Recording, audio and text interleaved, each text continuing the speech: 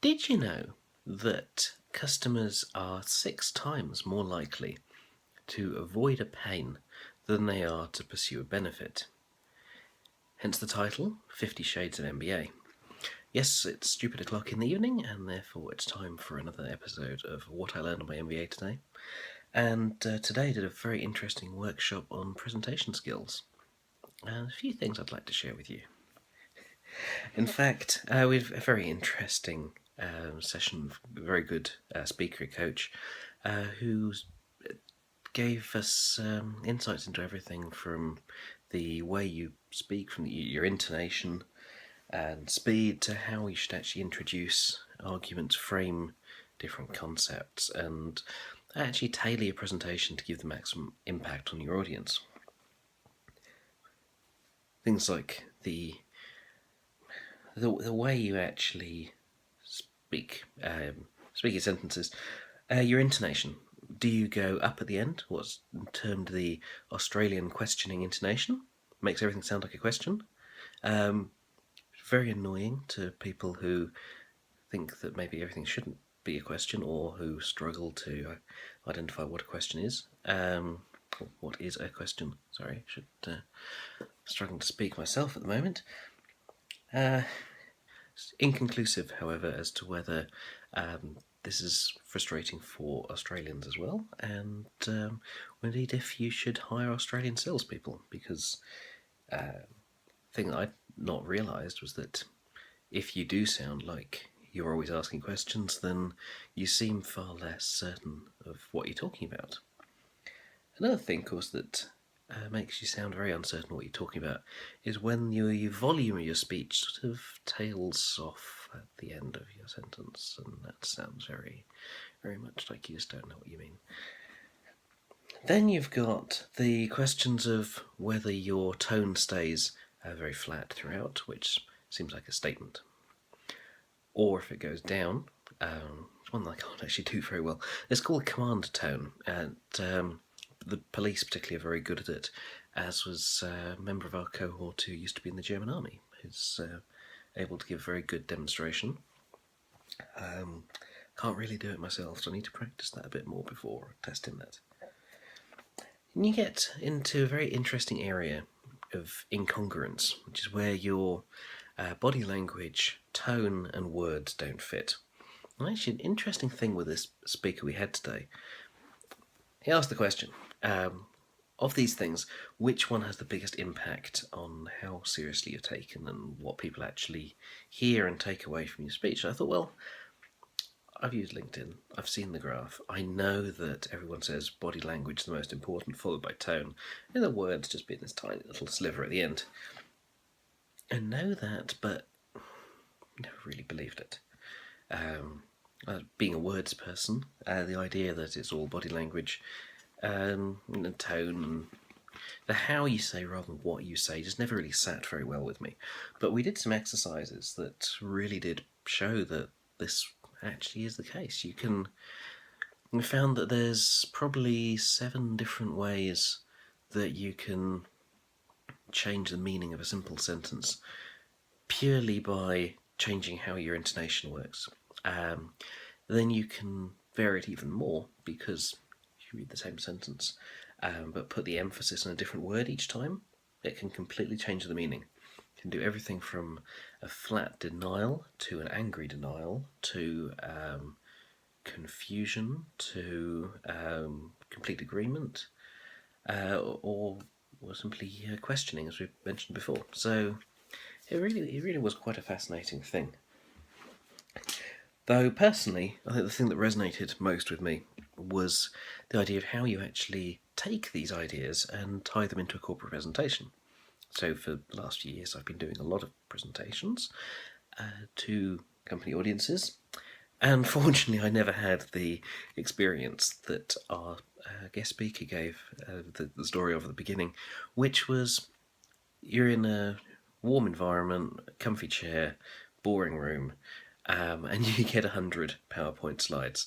And saying in this particular training for an important new database, he fell asleep.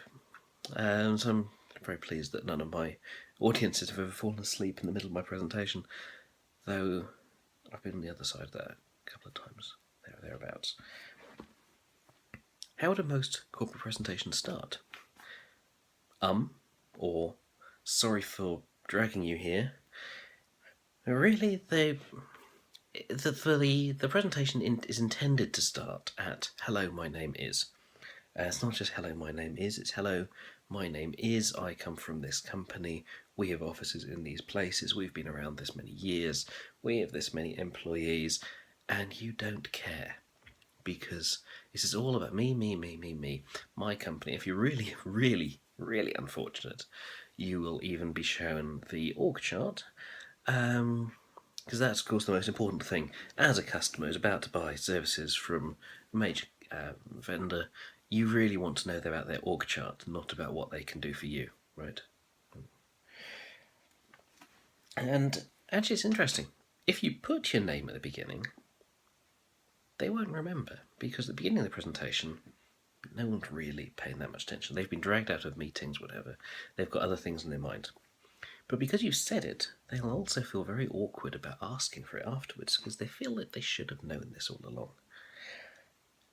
Then you've got the issue that the most important points, the things that people remember, the first thing and the last thing.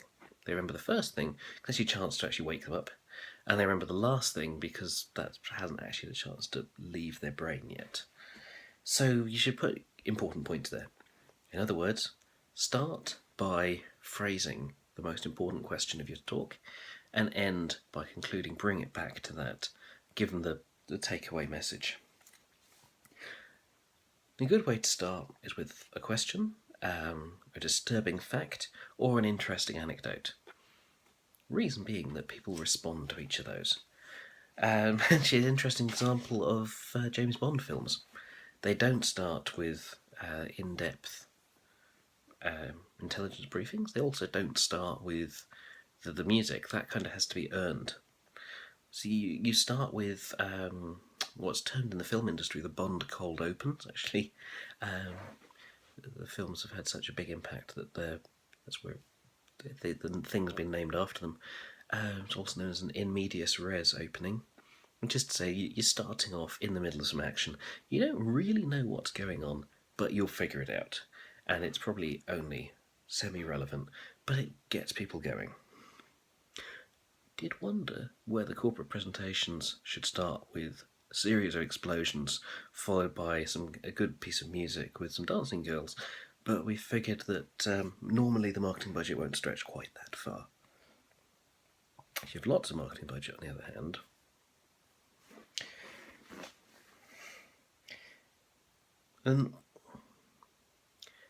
because of the way the human brain again is wired, you can get very good results by using what in literature is called the triplicate structure.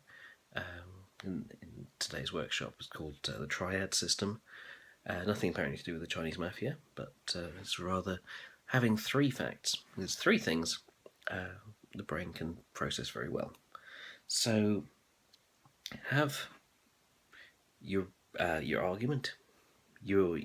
I think we should need to do this, for instance, because reason 1, reason 2, reason 3, therefore we should do this. It's a very simple structure which is easy to use even when you don't actually necessarily know what you're doing. When you've been asked a difficult question, for instance, it makes you sound clever, and it is also a good way of organising your thoughts. It stops you from rambling on too much like I'm doing. And then I suppose the final thing, which I'd like to leave you with, is the fact that the more you can engage the audience, the more you can make them think it's about them.